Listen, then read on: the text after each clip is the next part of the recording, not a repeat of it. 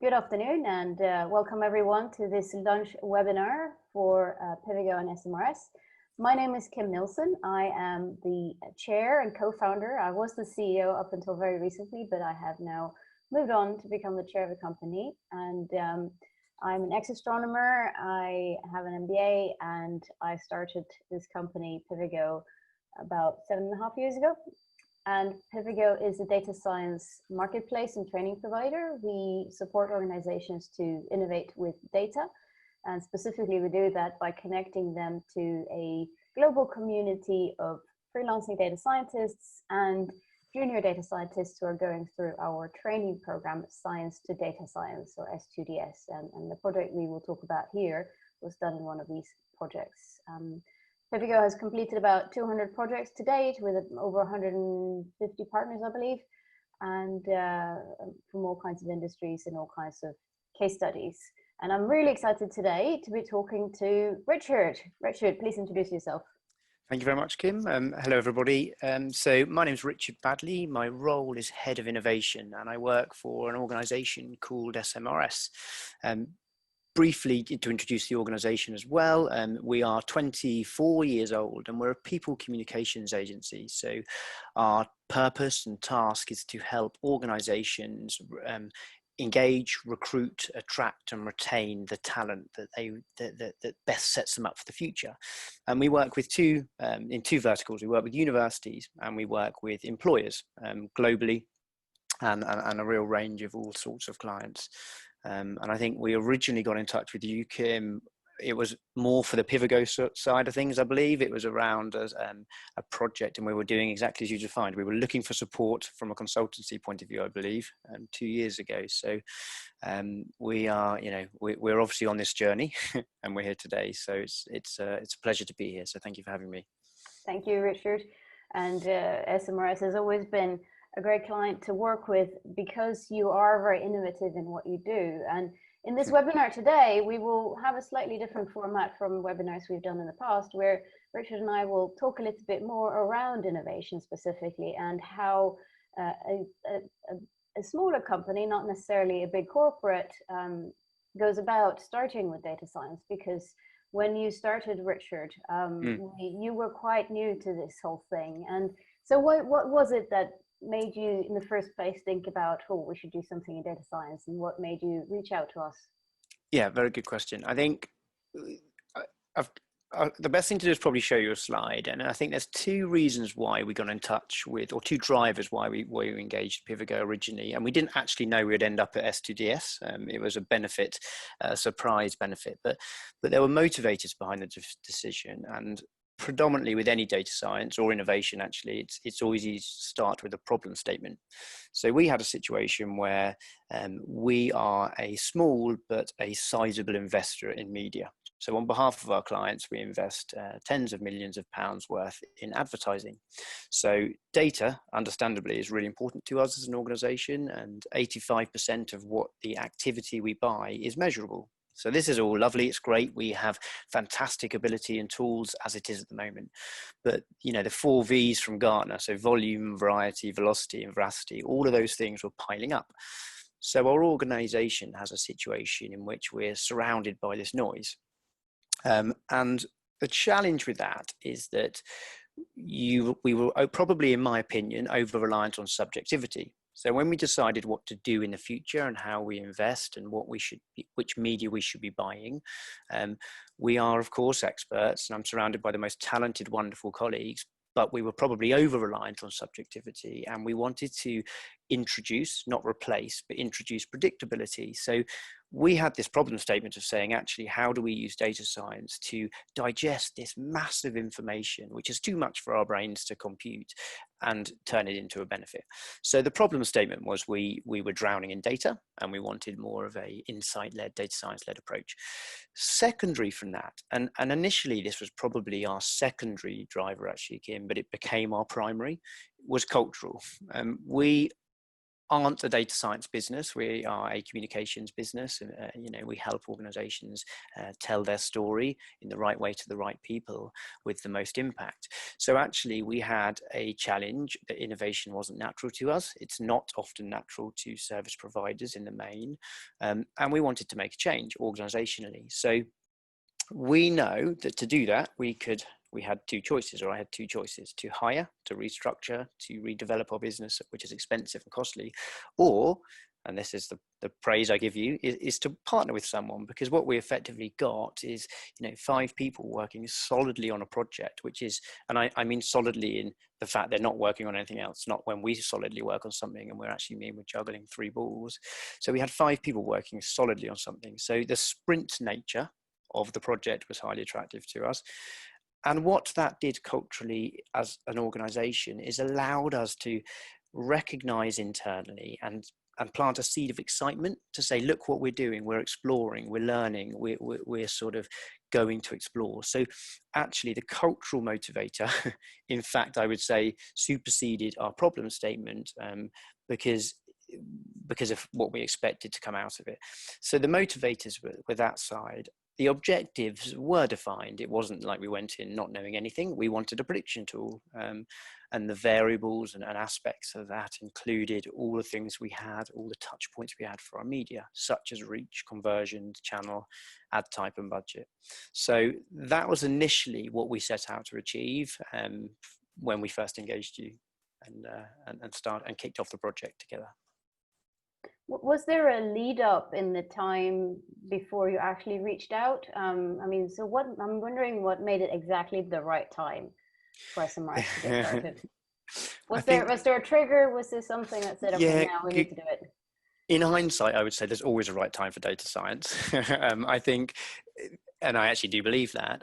But I think at that time, there wasn't really a trigger. You know, I had started exploring and doing Coursera courses, etc., and had a very, very shallow understanding of how data could be applied. Perhaps more the benefits in the process, not the technical aspects of it. So I think my curiosity was driving it. I also know perhaps our brand and reputation. You know, the market is incredibly fast in digital advertising. It's disruptive, and I think the driver for us was we knew we had to do something at some point. And I think I believe from memory, I read about Pivigo in an article in a newspaper actually, and then got in touch with you via search engines. So I think because we had got in touch and you mentioned S2DS was coming up, in a way you provided a catalyst for us. If it was an open goal, it might have perhaps taken longer, if I was being honest, but these things do. So I'm pleased we did it when we did it. I'm sad we took as long as we did to get started, would be my summary. Maybe, by the way, a good opportunity for me to just say a few words on the S2DS program that we're talking about for the audience who may not be familiar with the program, and why it's such a good place potentially for an organization to get started with data science. So Science to Data Science, or S2DS, is a program we have run for 6 years now in Pivigo. It is a 5-week boot camp, you might call it, where we bring together academics, MScs, PhDs, individuals from STEM backgrounds, but actually any background that is analytical, who already in principle have all the skills to become data scientists, but who typically lack commercial experience. And we bring them together, we put them into teams of 3, 4, 5, and for the 5 weeks they work together with a company like SMRS, and they actually deliver a data science project, and they get to train their skills, they get some commercial experience, find out what it's like working in that sort of commercial setting. And of course, for our partners, it's an opportunity to get that first project done, maybe dip a toe in the water, do a proof of concept, and figure out if this is something that is worth doing, and also doing it in quite a cost-effective way. And we'll come back to the project. We will talk about the project itself in a minute. But just a little bit further digging into the conditions that made it right for you to get started. I'm wondering also who was involved from SMRS's side in this? So you mentioned your curiosity was a driving point. Who else was involved? Did you have to build stakeholder agreement inside the business, and maybe a few words on how you did that? Yeah, of course. So in short, yes, we did. I think we're not a large business, but we're a medium-sized business, and we're well connected. So decisions are made together because we understand that keeps us synergistically going in the right direction. So in summary, to answer that question, I would probably say I engaged the masses and focused a few. And what I mean by that is I felt, because we were talking about a cultural introduction, an encouragement in a change of behavior and recognition towards a way of thinking and a value of something like data science. I had light touch communications with everybody and deeper engagements with the leadership team and our market heads. And the purpose of that was very much to make aware of what we were doing. I think retrospectively bringing something exciting to the table at the end of a project, which one can be very driven by, but people can have no idea you're doing, is actually harder work. So we got people engaged early on with interest, but not not over the top amount of engagement, like a sprinkling of excitement. We're doing something for the first time here. The few was very much more focused. So the smaller team was myself, a digital insight specialist, so someone who can understand and farm and gather our data very, very quickly, and some client experts, because I think the challenge in my experience of projects such as this is they often fall in the embedding stage. So actually you can spend a lot of time on the prep and the models and the outcomes, but actually if they're not embedded, you greatly limit the value. So the smaller team was very manageable. I felt it had to be a realistic expectation of communication engagement. I do feel with projects such as this, and maybe we'll come on to this later as necessary, but you get out what you put in. So I had to have a contract with, a verbal contract and an agreement with everyone that was willing to help me go on the journey, that the more we gave to it, the more value we would get out of it, tangibly or intangibly. So I think the business knew what we were doing. Some understood what we were doing, some didn't, but that wasn't the purpose of mass engagement. It's about, look what we're doing, we're exploring. It also suits our purpose as an organization of supporting students and supporting individuals into careers they want to evolve into. So it worked on many levels. And I think, we also chopped and changed the team a little bit midway through, not negatively. I think sometimes as leaders or as individuals, we fear the change. We stick to the decision we make because we think it's the right one, but we move pieces around. And it worked incredibly well for us, actually. All the people that were engaged when the project ran are still engaged in projects associated to this one. So actually their journeys and paths have continued, and they would tell a different story from mine, rightly so, but they're still very much engaged with the direction we started on, and that makes me very happy. It makes me feel like we achieved the objective of cultural change and recognition, really. Great. And yes, I think I have been out on conferences in the past and talked about the 10 steps needed to go from data curious to data driven. And one of the key steps around middle way actually is to make sure that you have stakeholder buy-in. And actually around midway, you need to have the leadership, the senior team members, the board member on board. And if you really want to get into the fully data-driven solution, you absolutely need to have agreement and excitement, as you say, across the whole team at all levels. So it's interesting that you mentioned that. We'll get into the project itself, but last question maybe before we do that. So we agreed that you were going to come on the SGS program last summer and have one of these teams work for you. Yep. What were you hoping to find? What was the best case outcome that you were expecting for that project? So let's go real best case. I would have loved an off-the-shelf solution, a prediction tool that automatically ingested all of our messy data and sorted it all out, cleansed it, and it was so user-friendly that everyone in our business could use it, and then we could, it would change our organization. I think, like all data science projects that I've experienced, we provided probably a slightly loose brief and incomplete data sets, and we expected the world. So I think I understand. I hugely value what we got out of it, but I suppose the tangible outcome, that the ideal would have been a prediction tool that was automated. Really, the model itself obviously runs itself, but there's a lot of work prior with the cleansing and the sorting of that data. I would say in summary, we got pretty close to what I expected to come out, in truth. And I think because of the blended drivers for us, cultural and problem statement, and the objectives, the tangible objectives, we allowed ourselves to be more relaxed about outcomes. But yeah, we got what we needed for what we wanted at that time in our organisation. And as I describe it all the time, the journey we were on, and we are on, actually, we haven't stopped since we started, which is even more positive. Yeah, and maybe the counter to what was your best hope, what was your fears in terms of starting the project? Really good question. And I don't want to be sort of, don't want to sound over relaxed here. I take my job and our investments very seriously. In truth, I was quite relaxed about the outcome of this because I knew it was an exploration journey, and it was, and the very nature of science and is you're exploring and you're proving or you're solving hypotheses. My fear would have been that it simply just didn't work. We didn't have people that were engaged. I wasn't engaged. My colleagues weren't engaged, because I believe if you're engaged and people care and the outcome isn't what you expect, that's not actually failure. That's the very nature of what we do. You know, I'm head of innovation and this is data science. I think if we knew the outcome when we started everything, it wouldn't really be what it was.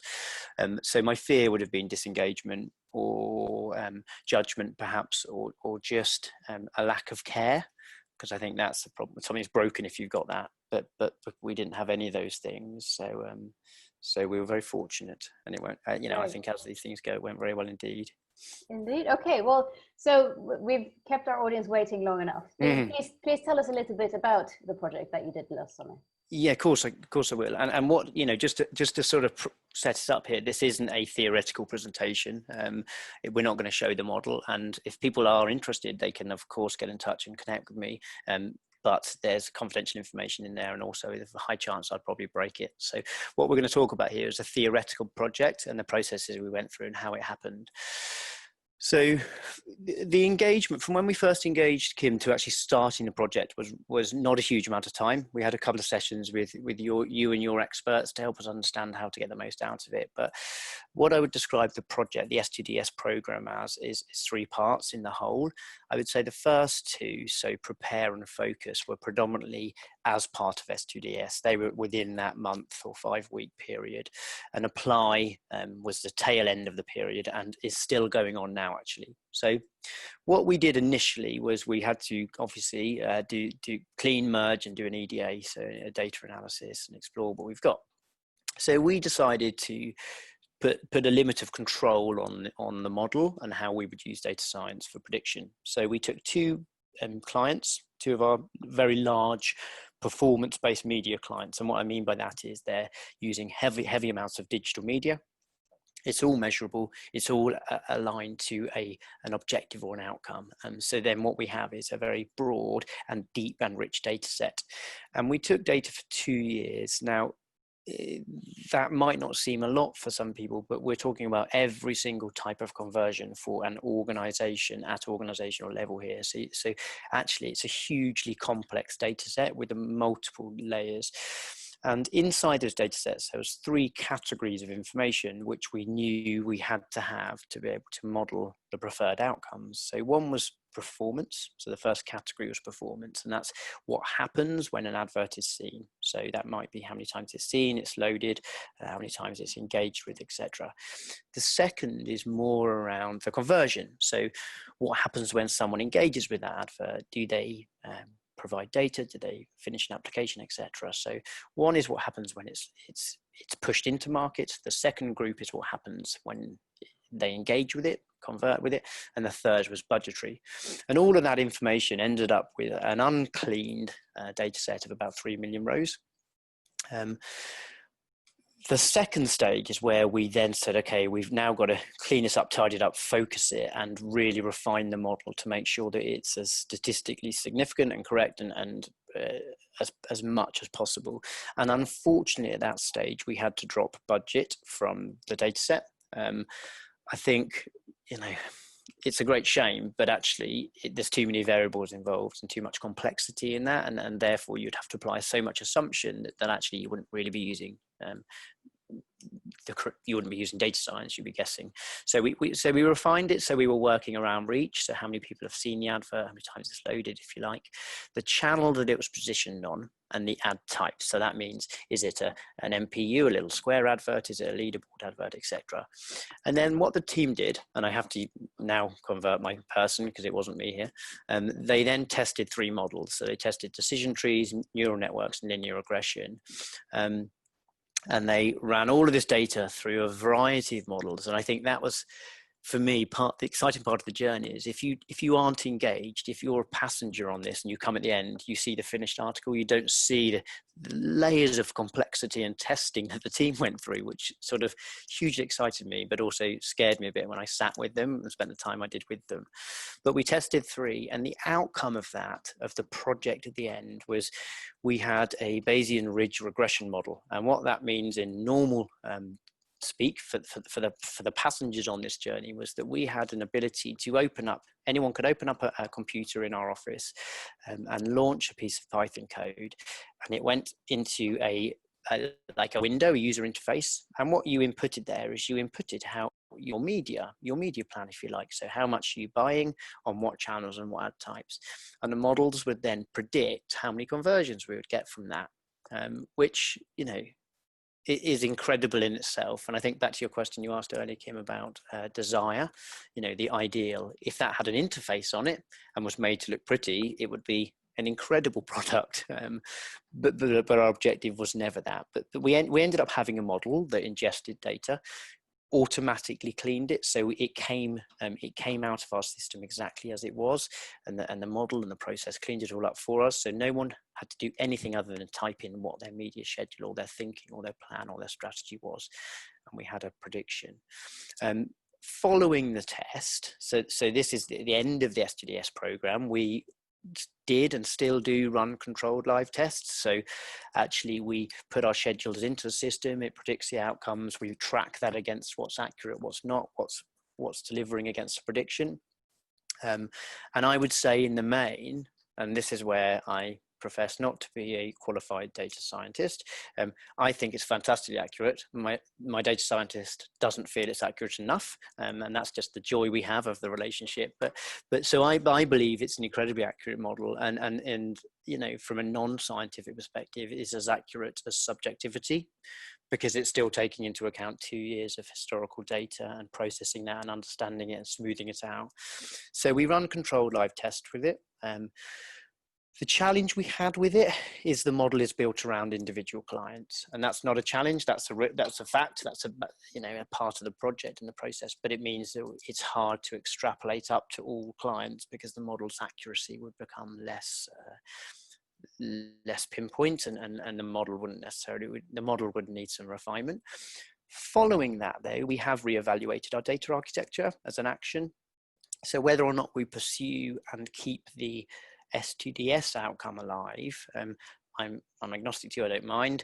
We have looked at our data architecture, our naming conventions, our taxonomies, etc. We still test it, as I said, and actually it's led to an advancement of data science in our organization, and that's across a number of ways, but it's you know, we're continuing our journey, and it accelerated it. I think as an observation, again, speaking to people that are considering data science projects or specifically in advertising or not, is we were so heavily weighted at the front. So the preparation stage, and I think this is relatively common in my limited experience of all types of data projects, we always spend longer than we think we're going to have to spend cleaning up, tidying, merging, getting the data ready. Simply because, and in our case, but I think in many cases, we're relying on many systems to come together. That's very much the nature of data science, and those systems aren't designed, they don't care about each other when they're in the design stage, and therefore our job is not, they're clean in their own right, they're not clean when they're together. We spent of the STDS program, well, the team spent a huge amount of effort and energy, and I applaud them for it. And I think they were all fantastic, getting the data even to a place where they could really get their hands dirty and craft their trade. So I would say preparation is really key. And I know that's everyone says it all the time, but I feel a little bit like I could have saved them a lot of hassle and given the project more acceleration had I done that preparation myself, because that's not actually data science. That's just, clean, keeping it clean and tidy. So that's a sort of a theoretical summary of the process we went through, and what we did at each stage. Great, thank you, yes. I wanted to pick up on one thing or actually two things that you mentioned in this presentation now, about how you thought it was maybe a little bit scary to see them develop the models, and then also your other comment at the end there around the accuracy and how you disagree about what is good. Something we have seen with a lot of companies that are at the beginning stages of their journey into data science is that because the managers who pay the budget, who pay the bill in the end, often maybe don't understand how models work, don't understand accuracy and precision and recall and all these sort of terms, that they can actually stymie the product because they don't understand it, and because they insist that it has to be 100% accurate or something like that, not understanding that that's not possible. And actually, it seems like you are a little bit in the positive sense. You seem to interpret them as more positive, maybe even that your data scientist says. But there can be cases where the opposite is true. Do you think it is important for non-technical staff such as yourself to still be involved in all of those stages and to really understand what is going on and what it means for the outcome in the end? Yeah, good question. Yes, I would say yes to that categorically. I think that it's very hard. I'm interested because I'm interested, because it's my driver and my job and it's my motivator. Do I understand it all? No. It's very hard, I believe, as an individual to be engaged in something that's very deep and complex if you're not interested. But that doesn't mean you shouldn't be involved, because what this team have to do, and any data scientist that lands in a job or as a contractor or is on a sprint, is their background is zero. They have no concept of what we do, whereas we've all worked in the sector for 20 plus years. So my value, or a value that a passenger, if you like, adds, is not what their value they add, that individual adds. So actually, if I wasn't involved, we couldn't have had the toing and froing, the refinement of questioning, of understanding. So I do believe that it's important to remain involved to help them do their job. It's important to remain involved to understand what they're doing, but also it's important to remain involved because you have to tell a story. You have to be able to explain to your colleagues and the people around you what you did. And I think, I've tried to keep this presentation simple, but it's still not simple if you truly don't understand any of these terminologies. So I think it's important to remain involved from that side as well. And I think if one can't, you have to think about that before you commit, because I just think it hugely devalues the outcome, because you're given something you don't understand, and therefore you question what purpose that plays. So yeah, I would do the same. I would do the exact same process again, other than I'll clean up my data a little bit more before we started. But. Okay, so curiosity and open mind, a willingness to learn, and being good at telling stories are I believe, are key ingredients in making this a success, for sure. Yeah, I think so. And I just want to pick up on something as well. You asked there, Kim, about the accuracy, or you mentioned about the accuracy. I think, this was the first time we'd ever done this. So we were completely reliant on individuals to make those decisions based on their experiences previously. And we had separate systems and data. So have we merged the systems? Yes. Is it cleaned up? Yes. Do we have a model that works? Yes. Is it scalable? No. Is it as accurate as a data scientist might expect? No. But say we were to do this again, that's when you start setting, in my opinion, you start setting KPIs. So you say, actually, round 2 of this project would be and should be to improve the accuracy of the model, or to automate the ingestion, or to find a scalable way to bring these indices together or something. So if we did this again, of course, my expectations might change a bit, because it might refocus the objective to say, actually, we got a lot of benchmarks here now: volume, processing speed, how it works across this very complicated list of funny words that I only understand 2 of them, about the tech stack that was used. So actually, I think that if we were to do this again, and I would love to keep this alive somehow is to, the KPIs would become more refined, would be about, okay, let's get this accuracy up from there to there now. The other thing about this particular project, and I believe my general belief on data, any type of data work, is it's never, and this is how the conversation happened internally at our end, it is a level of understanding. It's not a sole decider on decisions. I never built this tool. We never built this tool to say, brilliant, we don't need people anymore, or this is the sole driver for our decision making process. It's another level of insight that we previously didn't have, and it's one that that ingests 3 million rows of data in a way that, and computes it in a way we never can. So the accuracy challenge is because a data scientist, and I don't want to speak out of turn or represent anybody else, but their job is to make that model accurate. Our media planner's job is to have 20 years or less or more, but have a lot of experience. The best decision will be something that takes all of these things into account. And so I know we're better off for having information like this, because it adds another layer to our decision-making process that allows us to at least accommodate the data. So it's AI as augmented intelligence rather than artificial intelligence. Yeah. Absolutely, yeah, absolutely. So talking then about next steps and what's happened. This project happened about a year ago. What actions have SMRS taken following this, and what has it meant? What changes have happened in the company since then? Yeah, I mean, with everything that's going on around us, it feels like a whirlwind, but lots has changed actually. And I think, and I believe that whoever you asked in our network would say that change has happened.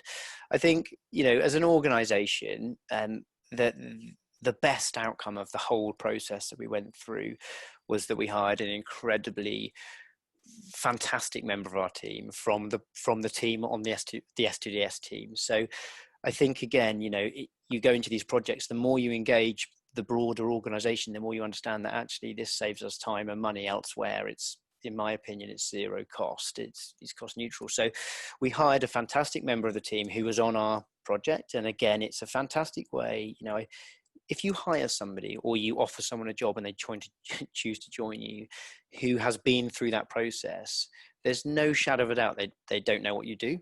So actually the exposure that our fantastic team member, who has a name, she's called Golnaz, joined. So we hired Golnaz, which was big, a million ticks in my opinion.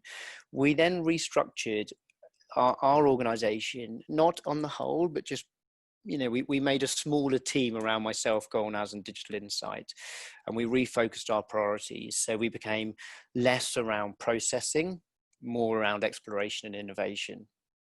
Of course, we have a job to do, we have a business to work in, but actually by having a small closed triangle, a small closed network, we work very closely together on projects a lot. So we hired somebody, we restructured, we refocused.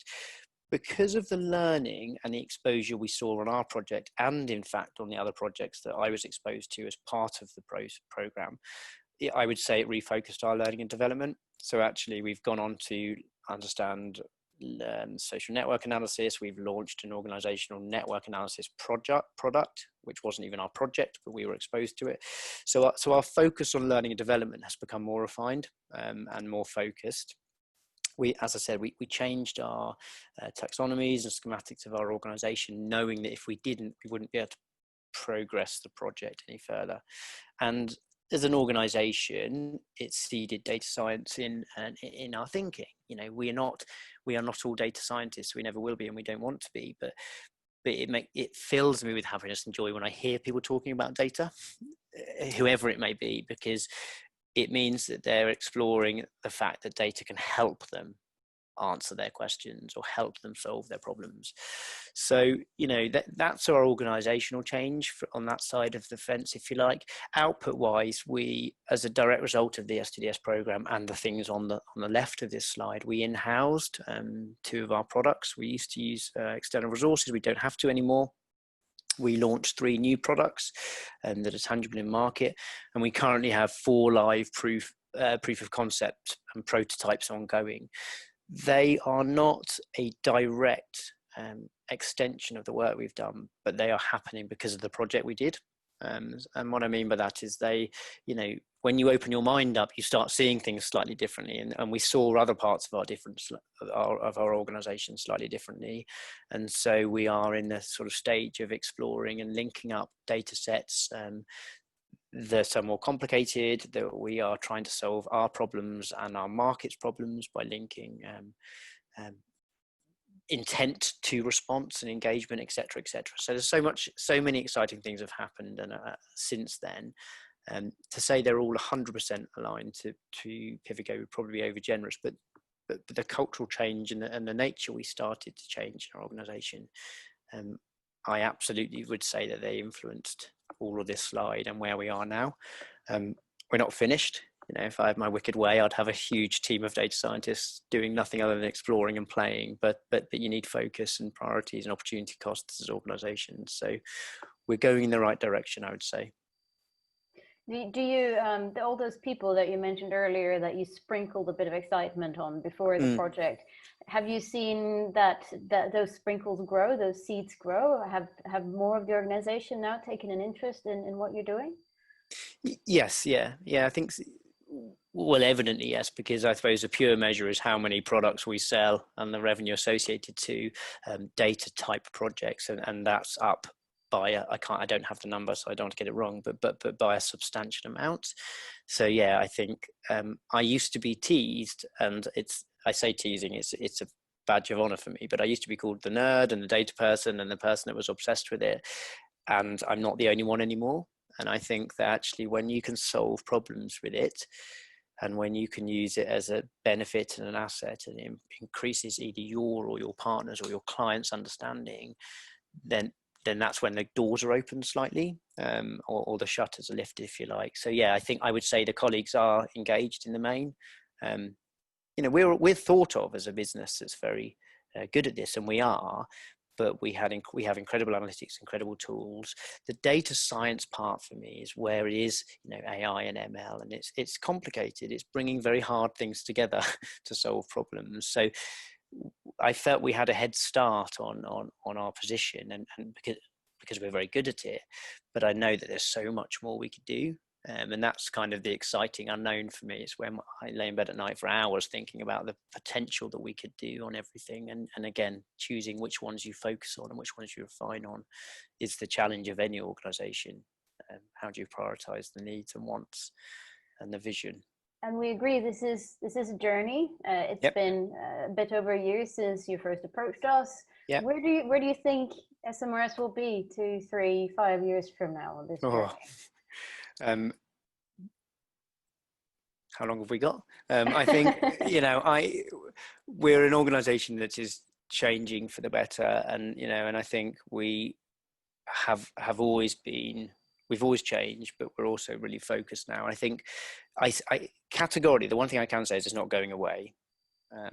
I think the shape of how actually I think all organizations are changing. The one thing that we've used more data science for at the moment in this current time is understanding how we're working together in this virtual digital world. And that's a mecca because you've got all these data connections going on. So, I believe data science will still have a very, very important role in our organization. Do I believe it will be central, and do I believe we'll be a data science business? No, don't think we need to be. I think part of the joy of an organization understanding its purpose and its vision is to stay true to that, which we know ours, and we are. I believe that partnerships will become more important. So organizations like yours, Kim, who we have tangible benefit of working with, we will continue to do things like that in a more agile, connected way. So I believe that we will be still exploring. Will we be finished in 2, 3 years' time? No, of course not. I suppose the battle I have, the thing I want to solve is making this accessible to people. I don't want data science to be a sandbox part of our organization. And I think, as you said about your 10 steps you referred to earlier, but referring and thinking about the 10 steps is how do we get these things embedded? That's always a challenge. So I think we will, long answer as always from me, sorry, but we'll still be exploring. I imagine we'll have a few more people exploring in our organization, but I believe that we'll be doing more things faster. And I hope, to be honest, failing a bit more. I hope to be juggling more balls and dropping a few more in a few years' time. Okay. Well, yeah, I have to say that SMRS for me is a beautiful example of a company that has started off very well on its data science journey. We've seen many cases, as I mentioned in Pivigo. We worked with certainly over 100, I think it's about 150 different companies that have all been at different stages of that journey.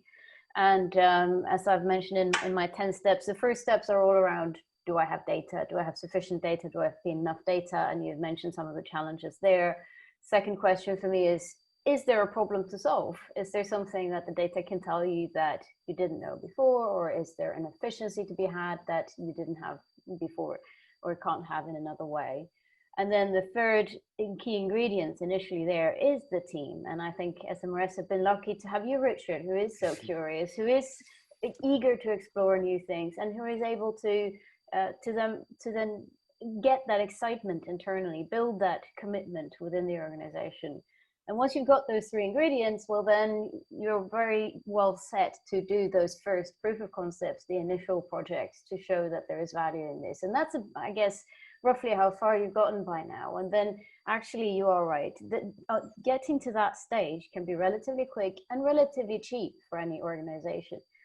The big work starts now. Yes. How do you now get every member of your organization excited about it, accepting it, wanting to work with it, and how do you embed data into everything that you do? And that's a big job, and it typically takes many years and may stall along the way and then get started again, and you move a bit forwards and backwards, as I think every innovation case is. But we've talked about the key ingredients for making this a success, and curiosity, open-mindedness, I believe are definitely true, and having an interpreter. So again, someone I think is similar in the role like you, who can talk to data scientists on one hand and manage them and make sure that they know what they're doing, but also talk then to the board or to the CEO and explain to the business why this is really valuable. So I think you've had a lot of the key ingredients, and it's a prime example, and which is why I'm very excited that we've had this opportunity to talk about it here today and share some of that learning. So thank you for that. It's a pleasure. Before we hand over to our audience for Q&A, just maybe one last question. So being a great example of this, what is your key advice for organizations in a similar situation to yours on what they should do to really get started in a good way? Yeah, I think, I believe it's behavioral, and I would it sounds easy and it sounds far too light, but just do it. I think that the very nature of it is, as I said a few times, is it's exploratory. And I think if you're a perfectionist, or you work in an environment, or you feel you work in an environment where everything has to be laid out before it has to be finished before it started, then you're not going to have a very good ride. So my key piece of advice to anybody is just do it. And I say that to our partners, our clients, and people we work with. I think the barrier is in my experience so often expertise. And I feel it's easy for people to think, well, I'm not an expert, so how can I add value, and why would I risk it, or why would I try it? And I believe that in the right way, the whole purpose of decision making and organizational change and development is you surround yourselves by the people that can do it. So actually, you don't need to be a data scientist to know what aspect of data science solves your problem. What you can think is, how do we improve this part of our business? Innovation is improvement by making change. So if you look at any part of your organization and you say, how could we optimize that? How could we understand that more? How could we change that? The likely it is there will be something from a data science perspective that will be able to help solve that. So actually, my main bit of advice is have a go. And I don't mean that in a sort of gung-ho waste money attitude. Is, of course, you have the same rigor and the same process you apply to any project. And I think, so as an individual, as an organization, you just do it. It will give you competitive advantage. If your barrier is what comes out, I guarantee it will work. I think as an individual, being part of a journey like this, you've got to be prepared to participate. You have to have shared ownership of the outcome. I think, you might not be responsible for all parts of the process, but you have to be responsible for the process as an overall. And lastly, I feel a little bit like this, and I have in the past, and I don't think I think I will forever, is you have to fight for data science. It's not it's not everyone's cup of tea. In fact, it's probably, if you took most organizations in the UK, there's very few people with data science responsibility in the job title at any senior level, unfortunately. So I would say it's got to be fought for, and you've got to be positive about it. And like you said, Kim, a bit of excitement, because no one's ever going to come to a table and say, well, we've got some spare budgets. Should we have a go at data science? It's just not on people's radar yet. In most organizations, it absolutely categorically will be. I know that in 5-10 years time, because we're already seeing catastrophic change in the systems and technologies, and if anything, the last 6 months have accelerated that drastically. So we're looking at we are an organizational specialist. We help organizations communicate and understand their people, and everything's just become data instantly. So actually, the very example for us is, thank goodness we started when we did. We've now got a head start on what we're doing with our partners and our clients. So my main piece of advice is have a go, be brave, be curious, and don't fear it, really, because it's impossible to understand where you're going to end up when you start. But it will be a better place. Great. I think that's a brilliant summary, and I think the only thing I could add as an advice to that would be to start small and be agile in how you progress. So don't go out and try to put together a 12-month transformation program that's going to change the whole business, and that's going to cost you millions of pounds. No, just start small. Start with a small project. It doesn't have to cost a lot, and therefore the risk is mitigated as well. And data science is called science for a reason. It is R&D. You don't quite know what you're going to find when you start to dig into the data. And so it might be that halfway through a project, you realize that actually there's another question that's much more interesting to solve with the data that we have. And then you want to be able to change direction with the project. So start small and be agile would be the only thing I would add to that recommendation. Thank you, Richard. Pleasure. So we do have a little bit of time left for questions from the audience. So if you have a question, you can either raise your hand and I can give you permission to speak, or you can also type your question into the Q&A box or the chat box and we can read them. So I'll just give you a minute to see if you have any questions for Richard or for me on any of the elements that we've discussed in this presentation. Okay, I've got a question in a chat box here. You mentioned that you hired an individual after the program. What did you look for in hiring this person? How did you pick them? That's a great question. I'm going to be a pain. I'm going to reverse that and say, why did they pick us?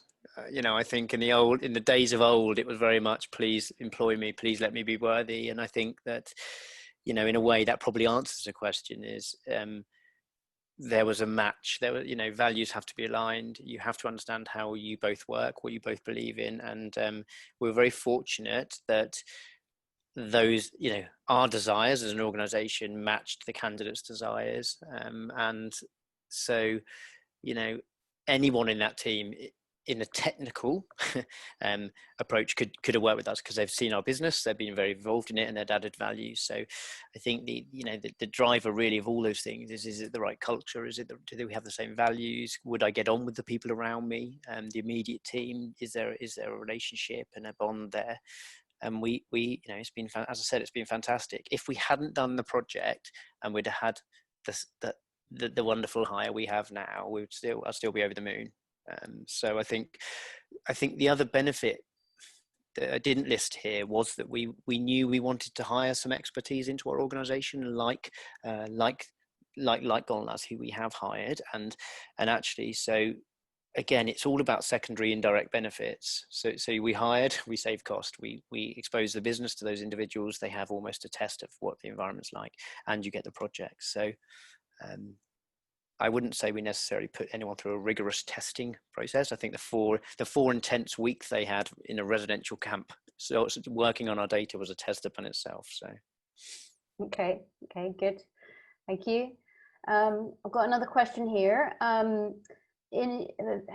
innovation projects, how do you decide which innovation projects or proof of concepts to work on, how do you project manage and how do you know if you are successful? I think, so how we decide to work on, I'll start there, is we have to be relatively brave and agile. So I would say my job is divided into solving problems we know we have and solving ones we don't know we have, or exploring ones we don't know we have. That side is hard. The future side is harder, because I think I love it. I spend all my time exploring and learning, and very fortunate to be able to do that. But the question of the value to the rest of the organization is, what's he doing over there? You know, why has he got his metal detector over there? The solving the ones that we need now, how do we decide? We will do as many as we can. You have to layer whether it's going to have cultural, organizational, process, you know, all the benefits to the business. And fundamentally, you know, our organization is, we work with our clients. So the best thing, the best proof of concept test is to spend time talking to people, understand people's needs, challenges and problems. I think it's easy sometimes to build a box around oneself and become self-absorbed in your learning or your projects, and actually lose sight of what's on the other side. So the best thing I do, or the most, when I feel I'm adding the most value, is when I'm talking to the people I'm solving problems for, and whether that's internal or external. So prioritization would be communication. So I would communicate and understand a need and a want, and then I'd prioritize. Project management is, managing innovation projects is no different from managing any project. You set yourself the objectives, you understand the requirements, the needs, the milestones, etc. So I'd say project management is actually a learned process. You can learn how to make sure that you manage those processes. I think the difference is, as you mentioned, Kim, is there's unknowns in there. So if you're a perfectionist and you have very strict milestones and that's your driver, and other things cause you anxiety, then it's actually a bit of a rocky road, because often you have to re-loop back. And if you're working on agile or a methodology where you have to go back to the hypothesis, or you have to go back to the original data set. So what I would say is you have to be more flexible with innovation projects because of the unknowns. And what was the last aspect of that question? Sorry, Kim. It was prioritization. It was, how do you know if you are successful? Same way as anywhere. You set your objectives. You understand why you're doing it at the start, and make sure that that's probably clearer in your own head before clearer with other people. But make sure you understand, and then assessing them and reviewing them. I do think with careful prioritization and with good project management, you greatly amplify the likelihood of success anyway. If you know why you're doing something and how you're going to do it, the likelihood is you'll end up where you want to go. And that's the same as a project or a career or of any choice we have to process, really. I think the other thing is the measure of success in innovation is different. My level of success will be different from the colleagues that I support. And so therefore, I think I might say that a successful project didn't deliver anything other than the fact that I've realized our data taxonomy is all wrong, or the pipeline doesn't work. So the tangible, you know, my stakeholder management is critical when it regards innovation, simply because other people's expectations will never be the same as yours, because we're different people. So it does take a little, you have to have trust, and you have to be trusted. And I am, fortunately, and I'm very, very close and love where I work. I imagine if you're not in that environment, it might be a bit harder. It could be more of a challenge if the expectations are unrealistic, or there's not a value applied to the exploration process in itself. Yeah.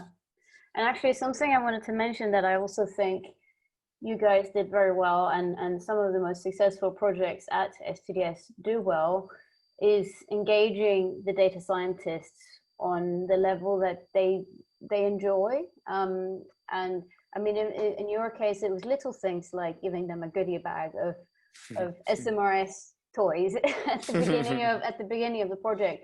A little thing like that can mean an awful lot to these individuals who are very technical and who are used to just being basically told what to do, and who don't enjoy that very much. And to show that level of appreciation, to show your enthusiasm for the project, and to show them that you trust them in what they're doing. So there is an outcome that you want, but you also trust them to get on with it and to know what the right methods are to try, etc. I think those are things that also set a project up for success.